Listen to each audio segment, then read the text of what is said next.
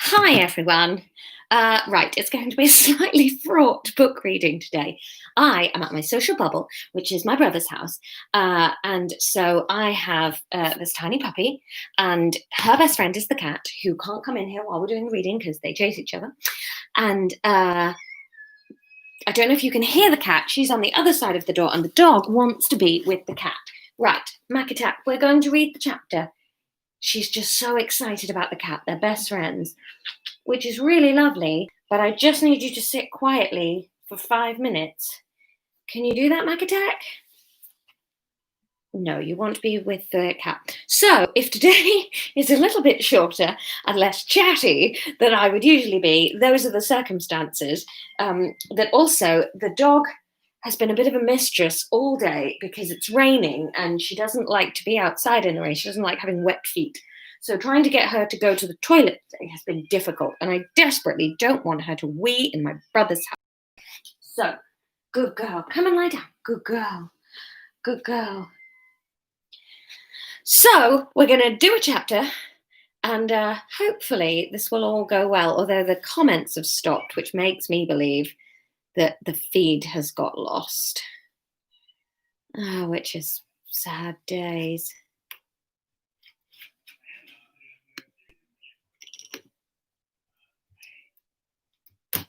Well, this. Yes. Okay. I do not know if this is still working. No, it is still working. Okay. Kevin is saying it's still working. Okay, good. Right. Wonderful. You're all still here. You were just listening. Look at me. I'm such an idiot. Like, oh, is it even working? Right. So I'm flustered. So let's just read it. Mackie girl, come here. I just don't want you to wee on the bedroom floor. Can you come and sit down? Good girl. Good girl. Good girl. Good girl. Right. So we're chapter 4. The vote was.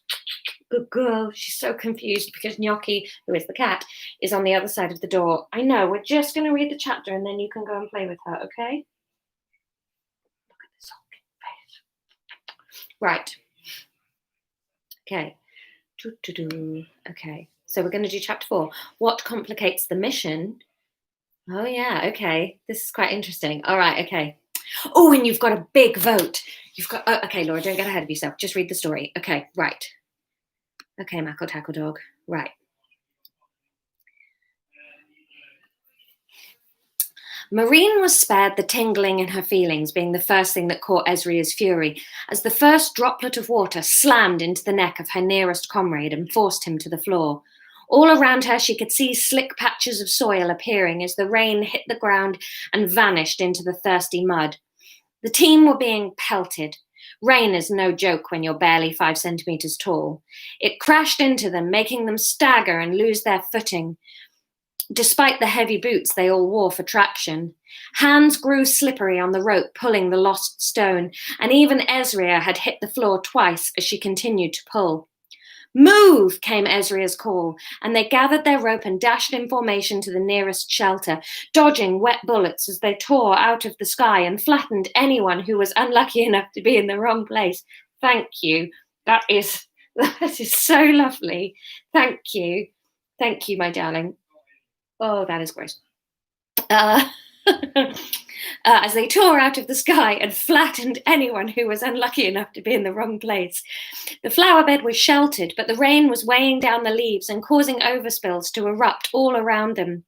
This way! Oh, I didn't ask you for an accent. What accent do you want for Ezria? What can I do? I don't know. She's going to be... I don't know. We'll just do it this way. This way! We'll add an accent in a second when I see what your choices are coming up. Ezria beckoned them towards a towering structure that Marine recognized as being a table. Humans would sit at them on other blocks to eat. Tingians tended to eat in circles on the floor. It was the simplest shape, no corners, and sitting on the floor meant they didn't have the complication of furniture. Tingian food tended to always be wrapped up as well to reduce the need for plates, bowls, and cutlery. No fuss. That was the Tingian way. Marine secretly thought all the trinkets and complications of the topside world were fascinating, but she knew better than to rock the boat and show an interest. You are being very helpful to the story, Mackie Dog. Yes, it's very kind of you to join in. Mwah. Thank you. I've got so much dog saliva in my mouth. The company dashed for the furniture and formed a huddle underneath it. It was more exposed over here on the dry flagstones, so they made a circle, each facing out so nothing could surprise them from any angle. Ezria kept her eyes fixed on the spot where the lost stone lay in the undergrowth. Okay, we'll go French. I can do French. Yes, there's a lot of tongue. I've Frenched this dog quite a lot. So we'll go French. As Maki is trying to French kiss me, and somebody asked for French, Catherine asked for French, we're going to go French for Ezria. We can't go back without it, Ezria muttered to her lieutenant, Aesma. Aesma nodded grimly. There were two other Tingians between Marine and Aesma. Lork, a friendly and bulky commando whose muscle made her a must-have on every mission. Then there was also Curan, the only male on the squad. Males were too competitive between them to have more than one on a squad. Everyone knew that. Only women and neithers were allowed to work together in Tingian society. It made Marine roll her eyes when she heard the speeches. Males were just as capable of putting petty hormones to one side as any of the rest of them, but Tingians would do anything to avoid confrontation, and so everyone had agreed that this was the simplest solution. Kiran shook his head, and droplets of water sprayed out in all directions. Well, not quite all directions. From the corner of her eye, Marine saw the water leap out towards her and then swerve away at the last minute. She flinched at the sight of it. The droplets going in the other direction just continued with the forward momentum, but the ones coming towards her definitely seemed to fly away at the last second. She looked down at herself. She was bone dry. As subtly as she could, so as not to attract the attention of anyone else on the team, she glanced around at everyone else. They were all soaked. Each and every one of them was dripping wet and trying not to shiver as the breeze rocked their tiny legs. It was too much to consider it a lucky accident that she was the only one not wet. Ever so cautiously, she reached a hand out from under the table to try and catch one of the beating raindrops. As her hand neared the edge, she watched as a fat drip moved horizontally to avoid her skin. Not now, she cursed inwardly, trying to work out how she could get some water onto herself so as to avoid detection at being different. It's easing. It's easing! Stand firm, called Ezria, and Marine snapped her hand back to her side before she was seen. She glanced up through the glass above her at the sky. The greyness was lightening, and she could see patches of blue appearing through the holes in the grey. It was amazing. Not just the sky, but also the glass. Glass was one of Marine's absolute favourite things, so beautiful and practical. Tingians could make glass. They could also steal it, but it was forbidden. Too complicated to have something hard and also partially invisible. Why have something that could shatter when you could have metal that wouldn't? Marine wanted to scream that the fragility was what made it amazing, but she knew she couldn't. Sometimes she worried that the magic within her was caused by her love of all these complications.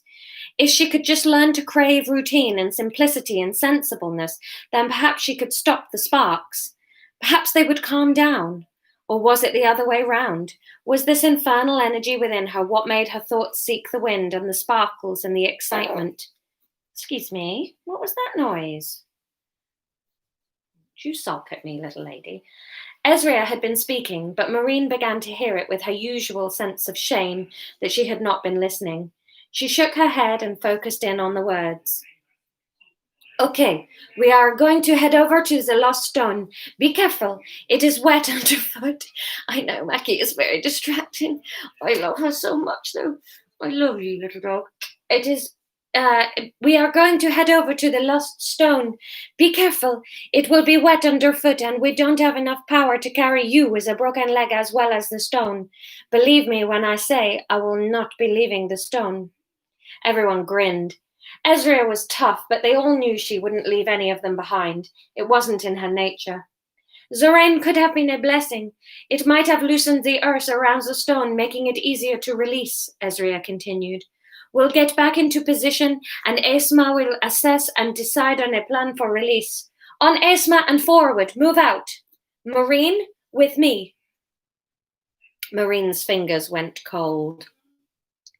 Right, your question, because I think you're absolutely right, Kim. She does need a wee, but she doesn't know where to wee at Ron's house. So I tried to take her out before we went, but she wouldn't go. So we're going to go and try again. Your question is, has Ezria noticed that Marine is dry? It's a very simple yes or no. Has Ezria noticed that Marine is dry? Okay, so there you go. It's a simple yes or no. I'm going to take this dog for a wee, and you will get a pre-record at 10 p.m. so you can all join in for the live stream on Friday night. I'm going to go and get this little lovely lady to do a wee, and I love you, and I will see you Friday. Sorry, this was a bit chaotic. Bye. Right,